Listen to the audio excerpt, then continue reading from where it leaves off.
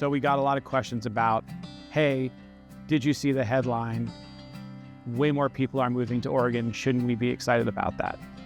A study specifically from United Van Lines said Oregon was tops in the country in terms of migration. United Van Lines said that Oregon had the highest share of inbound movers at 64.5%.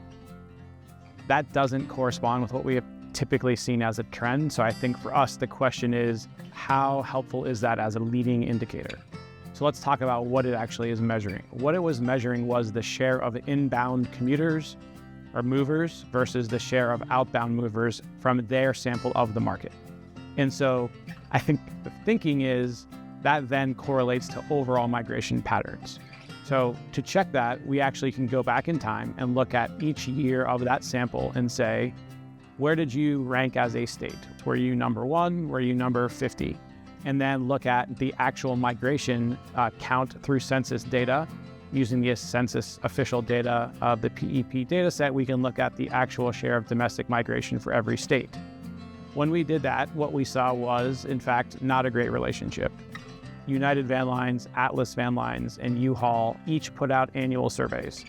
And so the first thing we checked was, are we even seeing the same measure or relative rank in each of the 3 samples? And for Oregon, we did not. In this most recent year, we were the highest share of inbound commuters or movers in one, we are middle of the road, and we are near the bottom in another. And so right away, we start to question, well, how valid could these be as leading indicators if they're purportedly measuring the same thing and have very different ranks?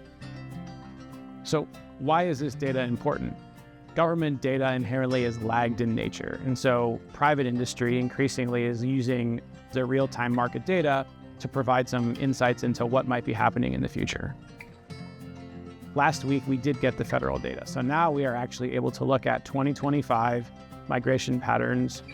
Oregon was in fact near the bottom. And as a general rule, as it applies to all states, we find that they're particularly not reliable.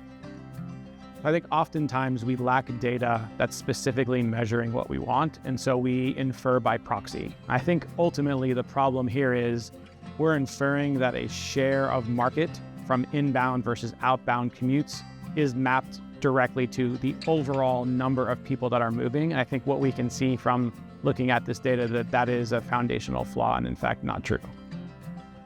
So population growth historically is one of the leading indicators as it relates to the economy, as population and jobs typically move together.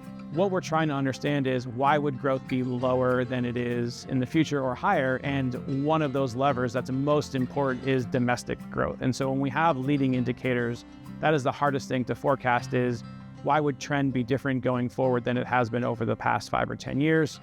That's the use case of why these data are, on the surface, very interesting observations to track. So what's the upshot here? From Oregon's perspective, we have seen a decline in our overall population growth rate. And largely this is because of domestic migration dropping negative for a number of years when it has historically been strong and positive. We see a rebound now in 2025. And I think the question of why does this matter is, can we use these private sources of data to infer what might be happening in the future as it relates to our forecasts? And unfortunately, I think we can see that they aren't particularly reliable for this use case.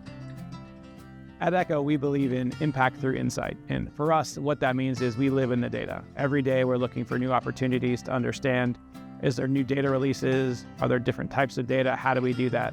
And so for us, this is an example of something that we do, again, on a daily basis, and we're looking to more opportunities for that clarity that we can derive through data.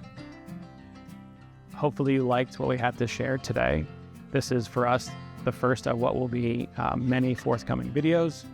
Please continue to follow this channel and please post into the comments. We will look at that. And if you have specific questions, comments, feedback, please feel free to list that there. And we will look forward to talking to you again in the future.